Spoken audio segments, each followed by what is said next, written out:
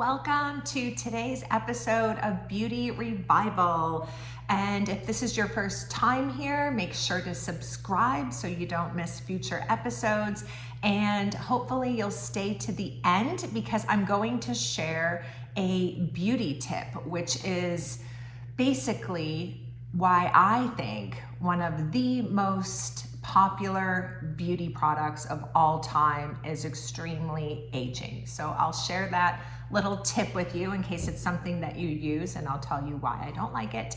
And again, today's episode is basically creating courtroom miracles. And I'm going to share 3 times that I won the impossible when all odds seem to be against me. And I've talked in previous episodes about the miracle code that I created, and some of these stories were before I really even knew the exact formula, but I'll explain to you the different tips and how they worked for me and how you can incorporate them into your life if you're faced with some daunting court case.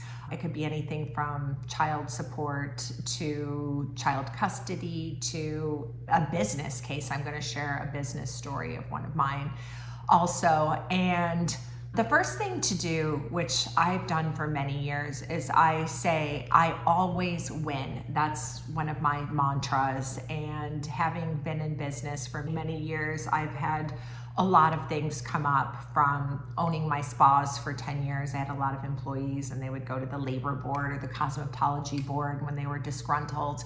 And I would have to fight all of those cases and just stuff over the years, from homeowners insurance to car accidents to you name it. Stuff comes up and you could feel really powerless. And I've just learned what works. And the first thing to do is to stay calm, because it's easy to hook into the dramatic energy of whatever's happening. And if you do have a trauma happen or something that's very triggering and it's affecting your whole body, one of the first things to do is put your feet in the grass. This is so important. I wasn't even going to bring this tip up, but as I'm telling you, I'm thinking about it. It's so powerful. There's a book called The Grounded and a movie, even documentary called The Grounded, and you just want to expel all of that negative energy. And one of the best ways to do it is to put your feet on the sand, the grass, the dirt, so whatever you have access to. 15 minutes, just get that negative energy off of you. But again, when something negative happens, I don't rush right to all the bad things that are going to happen. And if I can't stay totally positive, I try to at least stay neutral in my reaction and try to make it something more along the lines of, instead of this is a disaster, like this is interesting. So the first story I'm going to tell you is this story when I got pulled over. I was driving my little Mini Cooper convertible at the time, and I was at a stop sign in the stoplight in Scottsdale, and where I live. And basically a cop car was behind me, and I noticed it. I didn't think anything of it. And I got onto the freeway and drove maybe a mile up, and I noticed that the police car followed me, and then it literally came like right next to me and was looking over at me, and then it got behind me, turned its lights on, and pulled me over. And I was like, okay, this is pretty random. And basically they were really aggressive and said that I was driving on an my driver's license was revoked, whatever, I forget the word for it. And I didn't know, but obviously I had gotten some kind of photo radar ticket, which is common here in Arizona, and I didn't know. So my license had been suspended. That's the word. So I don't know if it was bad luck. I have a good spin on why it could have been good luck, which I'll tell you at the end, but that I would randomly have someone just run my plates at a stoplight and do such an aggressive thing. So basically they pulled me over, told me my license was suspended, and since I was driving on a suspended license, they towed my car. And I was just shocked, because this kind of stuff doesn't happen to me. Like, I'm a responsible person, and I just thought it was so extreme. But The other big complication was I was moving across the country like a week later. And so I was like, this is just not even possible. Like, my life normally flows. When stuff happens, it makes sense, and there's glitches, but never ones that I can't handle quickly or figure out. And so basically it was all this bureaucracy, red tape, where they impounded my car and I had to go through all these steps and pay all this money for the towing and to get my car back out of impoundment and pay fines to get my license reinstated. So I had a court date and I did everything that was required of me, and I thought, I'm just going to go into court and the judge will stamp it and it will all be taken care of, because I had to move. And I did think positive thing was that I found out that I had this issue before I moved across the country, and who knows, it could have been a much bigger deal later, and I'm driving on a suspended license and I had no idea. So at least I was able to find that out and basically take care of it. But whenever there's a court case, and I've done this with my brothers that had court issues, or my ex-husband when he was going through stuff, it's something I've used many times. The first thing you want to do is visualize everything going well and visualize leaving happy with the results of what happened. And I also do visualizations where I picture white light going around everyone there, including the judge, any opposing parties, anyone involved. I put white light around all of us. And then the other thing I do is I visualize giving the judge a gift, a present, and it's something that he always wanted or she always wanted, and they're so happy to get this gift. They basically give you a big hug and you celebrate. And the other thing I always do is pray. So obviously I pray to God that I get the outcome that I want and that his hand is put on the whole situation. So basically I went to court expecting just the best results possible. And I went in to check in for my court date, and the woman at the window said, "Oh, you have another court date right now in courtroom B9. I don't know what number she gave me, but I was like, what? And she said, yeah, you have another court date right now. And I'm like, how could this even be possible? But I had, I guess, a second photo radar ticket that I wasn't aware of. And coincidentally, that court time was right when I was already there. And I had just enough time to run into that courtroom and appear before the judge before I had to go to the other courtroom about the suspended license. So I know I sound like a felon right now. So I went in to the one, and turns out it was a speeding ticket, I think, something minor, but basically the judge couldn't have been nicer. She just basically pulled it up and said, have you been through traffic school in however long a time that you can only do it like once every 3 years? I don't know, however many years it is. But in the back of my mind, I'm thinking, I'm not eligible for traffic school. But I said, yeah, I am. I was hoping I was. And so she stamped everything and said, okay, as long as you finish the school by this date, this is done. Boom, it was all handled. And I was able to do the traffic school. I don't know how it was possible, but I did the online traffic school and took care of that ticket like in the next 2 weeks or whatever it was. So then I wander over to the other courtroom for the hearing for the suspended license and my car being impounded and all of that. And I just expected it to go well. I was not even nervous or worried. And when I went in front of the judge, he was so mean and cold, and I was just not expecting it at all. And he I don't remember the specifics right now, but it was just not good. He was like, okay, we're setting up the date for your arraignment. And he was using words like felony and arraignment. And he's hitting his grovel and saying something about this court date that I had to come back for let's say it was August, sometime in like late September. And I'm thinking, I'm already going to be moved across the country. Like, this is not going to work. And I was just really nasty back because I was so upset. I was like, this all just seems so extreme for what it was. And I had handled everything on my end and just felt like it was so unfair. So I just was nasty back to them and got all my paperwork and walked out of there. And I was heading out to my car, obviously, but I decided to run in and use their restroom before I left. And when I was in the bathroom, I had this thought, and it was like, wow, my powers are not working. I wonder why they're not working. I just was really shocked that it went that way.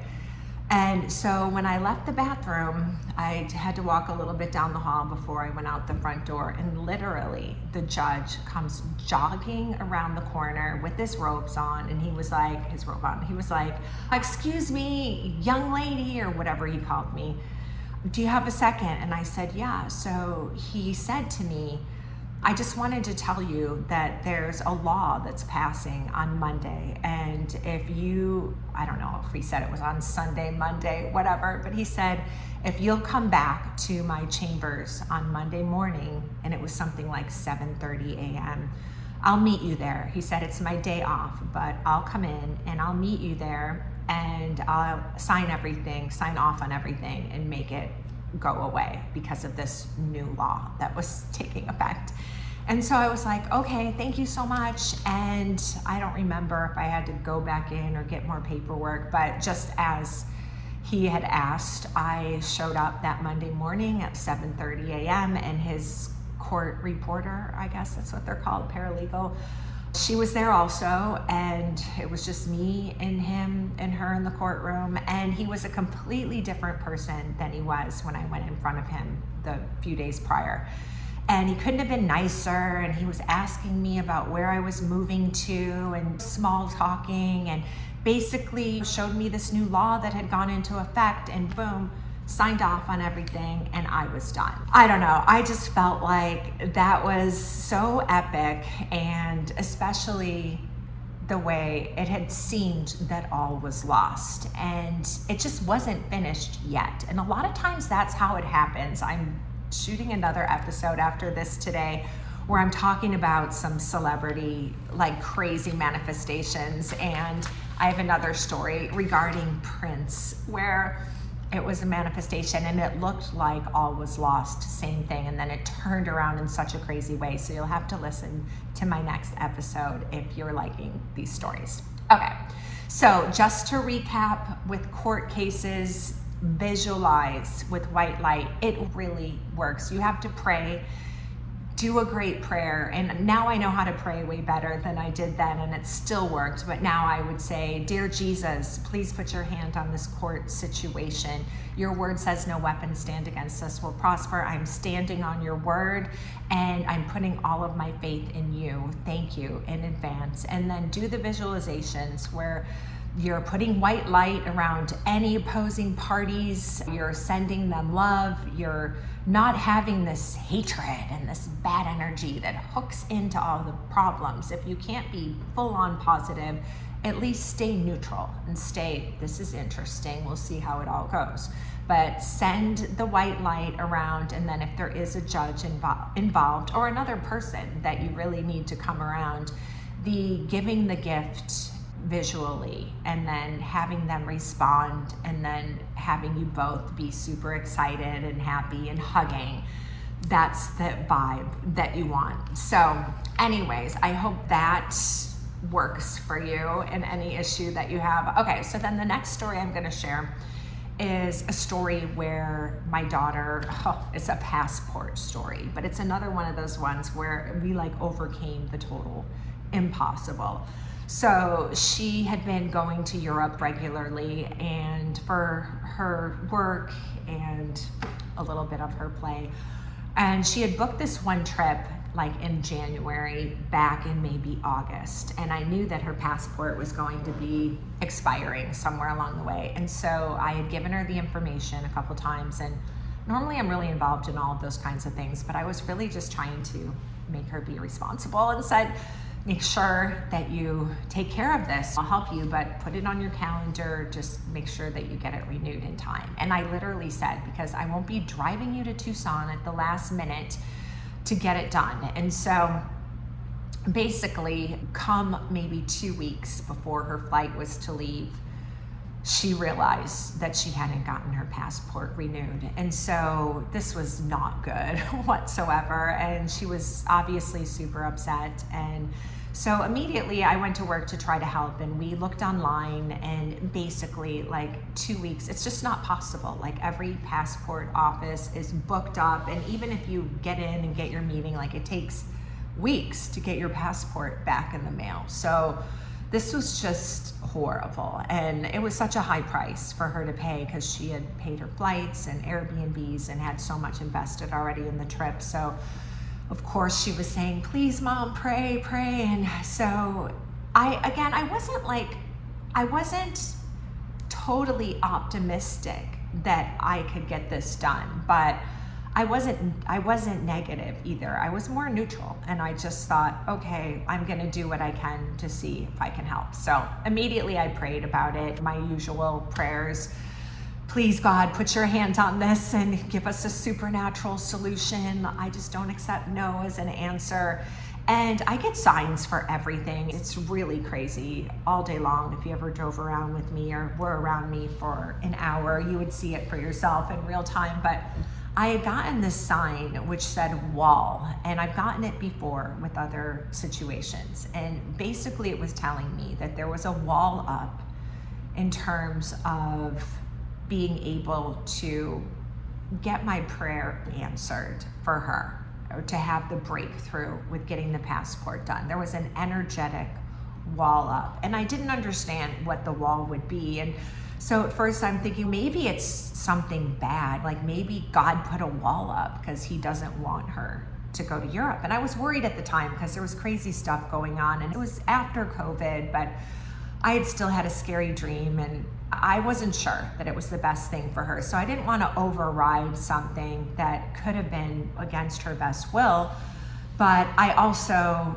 wanted to do everything I could in case it was okay for her to go. So I did this prayer, and the order's gonna be a little out, and when I did my audio version, I told it this way too, so I hope I don't ruin the surprise, but I did this prayer, and what I do is I go into the throne room, and literally where God is, and I bring Jesus as my advocate. And when you go into the throne room with Jesus, you're supposed to first repent for any sins or anything that you've done that might have been upsetting to God. But once you do that, you can ask whatever it is that you need in front of the courts of heaven. So I said to God, please, can you help us get this passport put through, unless it's in your will for her not to go. And then obviously I don't want you to do that. If there's a wall up for her protection, I want you to leave it there. But if it's for any other reason, I'm asking you to remove it so that we can get this miracle and she could go on the trip. And so it sounds so dramatic, and we've gone through so much worse, like very horrific things where I prayed like this, and I'm telling you, God always answers. So if this sounds petty, I'm sorry. It's just meant to be a practical tip, but I go to God for everything. So it's not just vanity things or a European trip if I'm sounding spoiled or something. I'll share a lot of the other stories too in other episodes, and I already have. So this was just not as life or death. So anyways, the other thing I always say in terms of creating miracles and the miracle code that I've created is you pray, you visualize, and then you have to take inspired action. You can't just sit there like you have no arms and legs. God helps those that help themselves. So my inspired action was, I just thought, I know that we can't get in anywhere for a passport, but I'm just gonna walk into this passport office. There was one in the post office, in one of our post offices in Scottsdale. They had a passport office in the back. And I was like, I didn't know what I was gonna say, but I was just determined. So I walked in there determined, and there was this lady behind the counter. You could tell she's been there forever. And I just said, excuse me, I really need a miracle. And before I could even get anything else out, she handed me this business card, and she said, here's the guy to call. And I was like, what is this? And it was a congressional office and somewhere in Arizona. And basically it's someone that you could call if you have an emergency. They have a certain amount of appointments that will open up, and they can't guarantee anything, but it's just a try this approach. So I called the guy and I talked to him. A young guy called me back and he couldn't have been nicer, and I told him the whole situation, and he said, we get a certain number of slots and you have to be on standby, and we'll let you know the day before if it's possible. So now there's only 1 week before she was leaving. I believe she was leaving on a Saturday. Maybe this was a Monday, and he told us the only possibility would be like Wednesday, Thursday, or Friday. So Wednesday came and left. And so now we knew there's only 2 days. And so it was really hard on her because she didn't know if she was going or not. I think she was meeting friends over there. And she doesn't know whether to pack or not.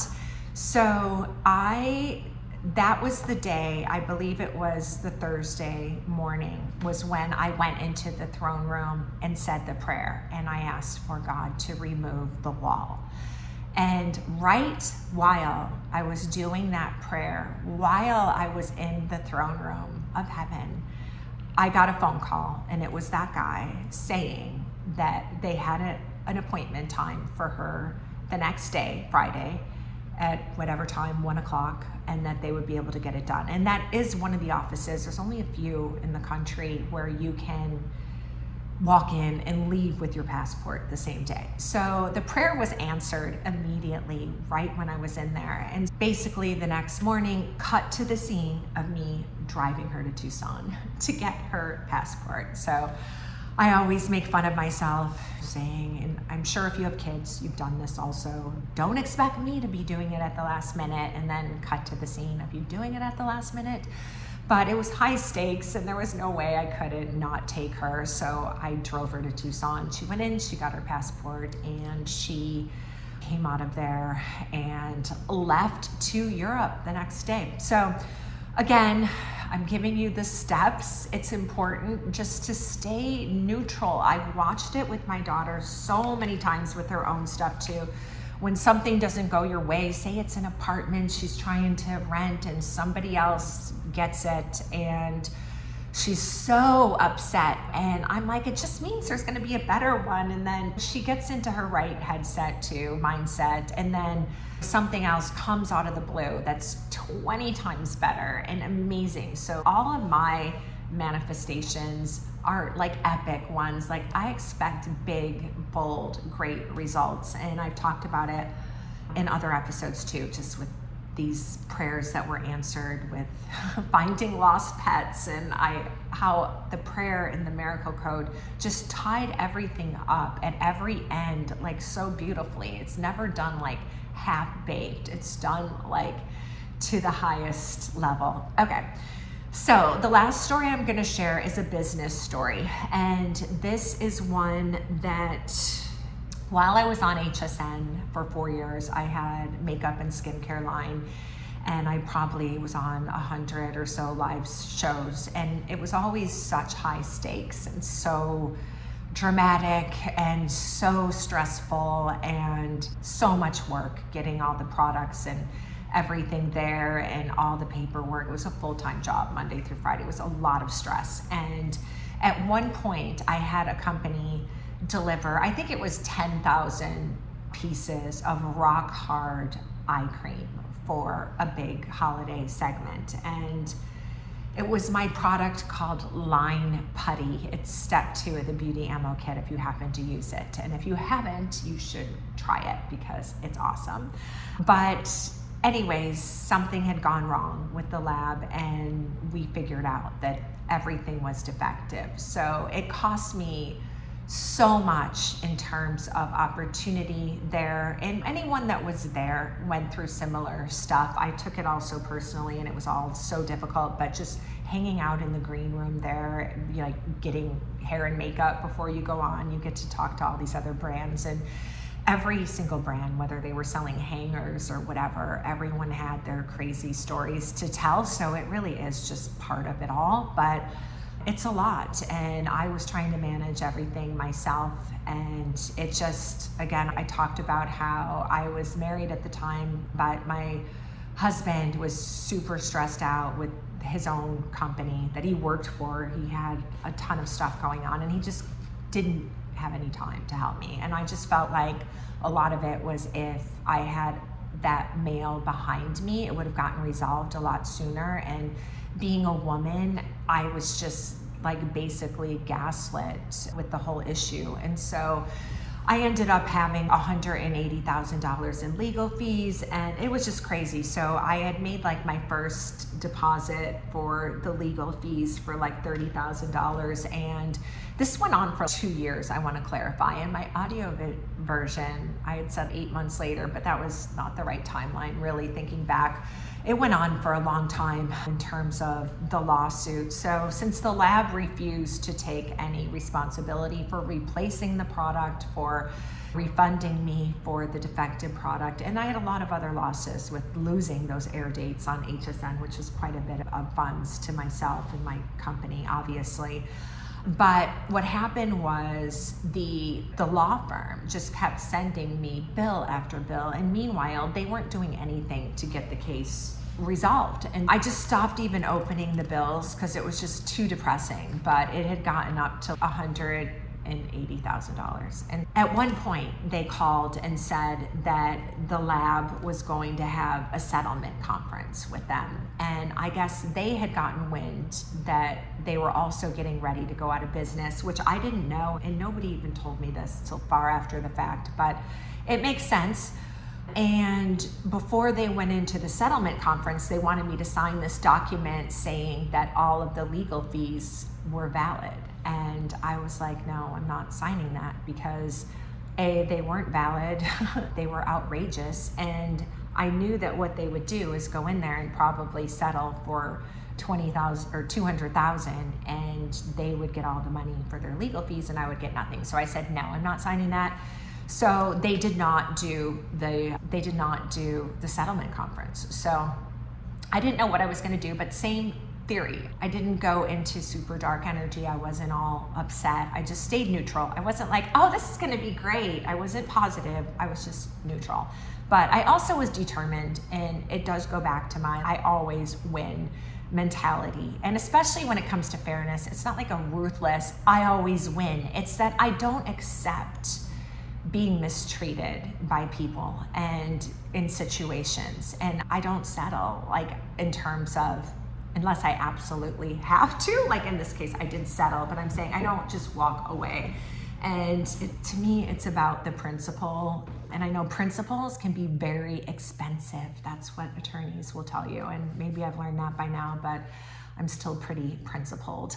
So I just, after this all settled, with the attorneys walking away, the settlement conference being off the table, I was like, I'm just calling the owner of the company myself. And I somehow got his cell number.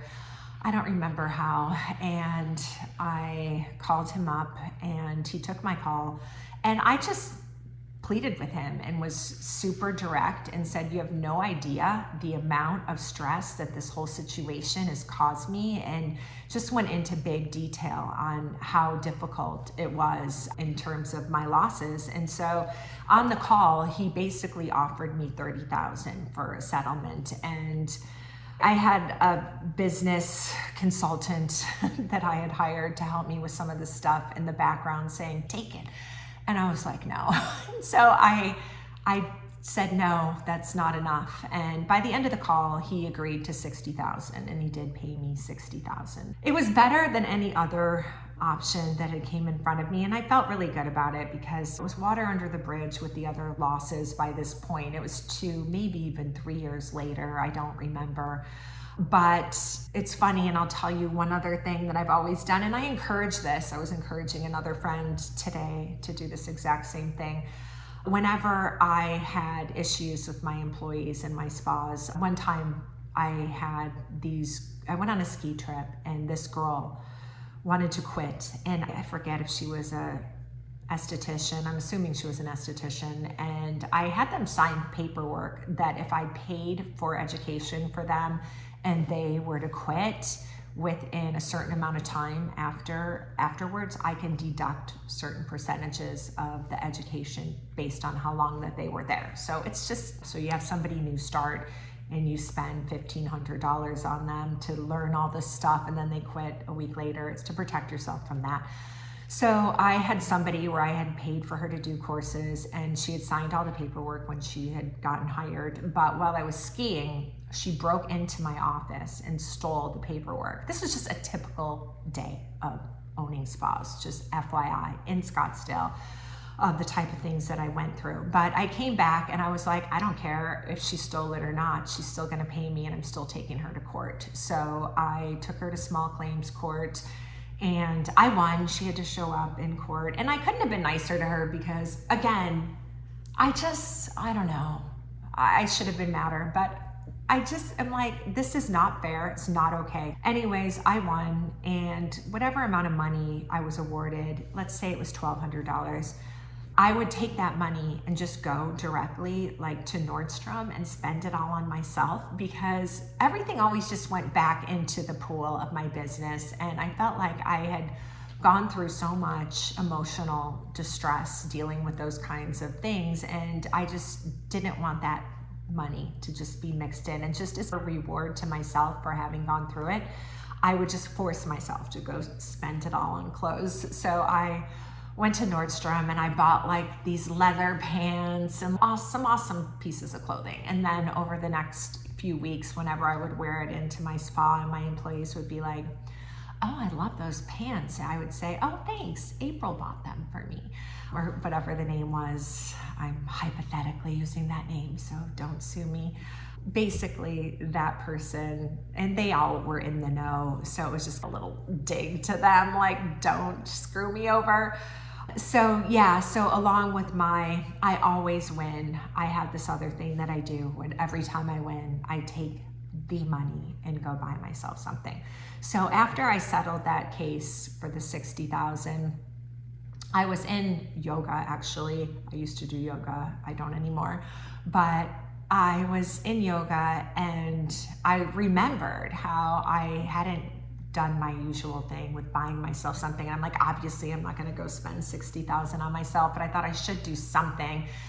And then I thought, there's nothing else that I even want. And then I thought, the only thing I would want would be the Louis Vuitton high tops with pink laces. And I had seen them like in a magazine or something a year before. And I don't just randomly go buy Louis Vuitton. Like I would get it maybe for an anniversary, or I would have to feel like I earned it. And although I did buy it for my employees at Christmas, for anyone that says I wasn't good to work for, I treated my good employees really well. So I thought about those shoes, and then I thought, my thought process was the only thing I would want would be maybe those Louis Vuitton. They came into my head. And then I thought, I don't even want those. There's nothing that I even need. And so when I left my class and went out to my car, I had a message on my phone and I listened to it, and it was the Louis Vuitton store saying that my high tops with the pink laces were in. And I guess I had gotten on a list for them like a year prior. And this was back in the day when it was like, oh, you have to have this or that, and people would get on lists. And again, I was not that high maintenance, but I was on that list. I don't remember getting on that list, but of course now I had to go buy them, and I should have worn them for this episode, darn it. But they are in my closet. I'll have to keep them forever because they're super special to me, because they symbolize everything I went through, how I overcame the whole situation, and then how I even had an extra manifestation of the shoes at the end. Last story I will tell you is worship music. Okay, I listen to worship music sometimes, not always. I listen to other stuff too. But I was dealing with another legal case, which this girl had hit me. I lived at a big high-rise type building, and there was a loading zone, and I was parked in it, and someone that didn't live there was backing up right towards me, and I blasted my horn, and she just hit the front of my car. It was nothing crazy, but she did do a bunch of damage structurally, and I had to have it go into the shop for 8-10 weeks, and every week fighting with them, with her insurance company, to put in Mercedes parts and have everything be at the level that it should. So it was a ton of stress. And then my friends were saying, make sure that you get the diminished value. And if you don't know what this is, I'll tell you, because people think, oh, if you have a Mercedes, you're an a-hole if you think you should get this. But it's a true thing. After your car has been damaged, if it has an accident on the report now, it's not worth the same amount of money. So the insurance company is supposed to pay you diminished value. So I had an appraisal done where somebody came, an appraiser that was licensed to do this, and gave me the amount of the depreciated value. I don't remember if it was $5,000. I think she even said like $6,000. So then I had to give it to her insurance company, which was the beautiful Geico, who I'm not a fan of. But I had to give them the diminished value, and they just hardballed me. Like, they were awful. There's no way they would only give me $0, or maybe they offered me like $500 or something. I don't remember now. But I was like, no, why would you tell me? They told me that I thought it was worth more. I had to prove it. And so now I had the expense of the appraisal. I had to bring it back and give it to them. And they still wouldn't budge on their offer. So I'm like, why would you tell me that I have to prove it and now tell me that my appraisal means nothing? But that's what they did. And they just kept hardballing and bullying me. And so they gave me a date of a deposition that I had to go to. And I was like, okay, whatever. I don't care at this point. To me, again, it was about principle. And I had an attorney, and my attorney was advising me and saying, no, don't walk away from this. Because I almost did. I was like, I don't have time for this. This is just negative. He said, no, this is a slam dunk. I just got one of these done yesterday. Like, you need to do this. So I was like, okay. So I had a date coming up for a deposition, and I hope that you don't mind I'm telling this long story, but this may help you, because who would know that insurance companies could be this corrupt? But basically, their attorney called my attorney and said that I needed to set up a time for them to come and get the black box out of my car, which is some device that records and knows everything that's ever happened in your car. And I was like, black box? Like, I've never heard of this. And even my attorney was like telling me just to go along and do this. I had a few attorneys actually that were working on the case. So it wasn't the actual attorney, it was maybe like an assistant. But I'm like, no, I'm not doing that. So I went to the Mercedes dealership, because it was right across the street from where I lived. And I went into my service guy and I was like, hey, is there a black box in my car? And he was like, no. And so I explained the whole thing as, no, I don't think so. I go, will you make sure I go back into the service area and ask the guys back there? So he went and asked the service guys, and he said, no, there's no black box. And so now I knew for sure they're just making shit up. So I went back to my attorney. I said, no, they're not doing a black box. There is no black box. I'm not going to be bullied. No. So next thing you know, I don't know if it was a week later, and this had been going on for probably a year, a long time. I happened to be driving on the freeway, and I was listening to worship music, maybe like The Goodness of God. That's a great song, but I was just listening to worship music and in a really great mindset. And boom, I got the phone call that Geico had settled for my full amount. So I thought it was so interesting, and I have total full body confirmation of this right now, that it was while I was listening to the worship music that I got that call. And then I did some research afterwards. And basically, when you listen to worship music, God goes to work fighting your battles for you. So this is such a great tip, okay? So no matter what's going on, and I do this with my friends that have been going through some horrific court stuff, with child stuff, and yeah, they'll get bad news and call me and say, and meanwhile, we've been praying and getting all these miracles, but then there'll be like a setback. And I'll say, do not come into agreement with that. You have to celebrate. We're not changing our mind on any of this. It's not done. And this is when you need to listen to worship music and just give thanks. Thank God, put it in his hands, thank him, and he will go to battle for you. Yeah, resolving it all. So I've had to learn over the years, like, you cannot be your own avenger. Like, God is your avenger. And I have so many stories, and it's coming out in my book, which is in final edits right now in Beauty Revival, and it's in earlier podcast episodes and future ones, I'm sure, where, gosh, when you sit back and just put it in God's hands, it's so much better than when you try to do it on your own. And you do have to take inspired action. Those points were important. So yeah, I did want to make sure I got that worship music tip in. God loves it when you do that. And Yes, he will go to work for you. Tiny recap of the miracle code. Stay calm. If you get a bad report, a bad ticket, a bad court case result, whatever it is, stay calm. Number 2, you want to pray. Say, dear God, I'm putting this in your hands. You could even put it in a bubble and say, I'm not going to worry about this. I'm giving this to you. This is too much for me. And then you have to keep your energy neutral. Don't plummet into low energy. If you can be positive, great. If you can't, just be neutral. Just be like, this is interesting. I don't know how this is going to resolve, but it's interesting. And then visualize. Just visualize it going the way that you want. And the more time that you could spend actually doing that, I have one friend in particular, we do this for each other, and she'll say, come into agreement with me for whatever, and I'll do the same with her. And then we do the visualizing back and forth and pretend like we just got the great news or the great result. And you have to get excited and then speak your word. You have to speak it. I always win. I say, I always win. And we're human, so we're going to have those emotions come where it dips and you start to doubt what your true belief is.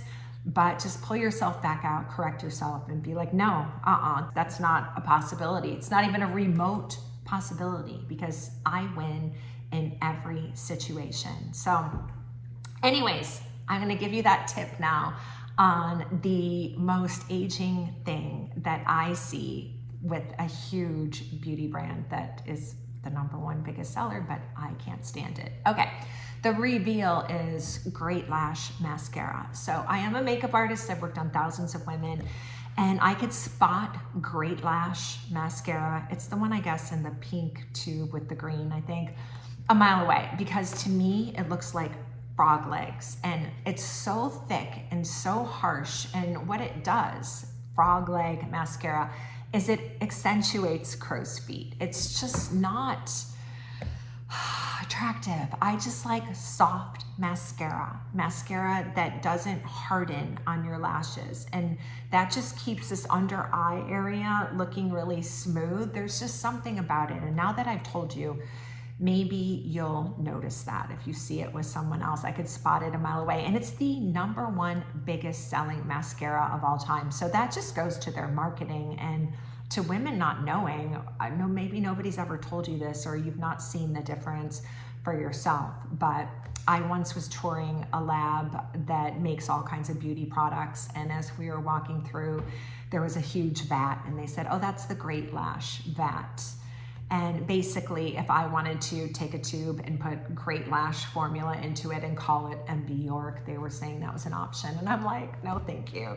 I do not want Great Lash. So my opinion, maybe somebody else disagrees, but this is my professional opinion as a makeup artist. So anyways, I know this was a long episode. I will cut it off here. Thank you so much for listening. Please subscribe if you like this video, and if you want to hear my next one, which is going to be all about celebrities and crazy manifestations with Prince and Brad Pitt and George Clooney and Zendaya. I have some amazing stories, and they're all kind of magical and miraculous. So thank you so much, and have a great day.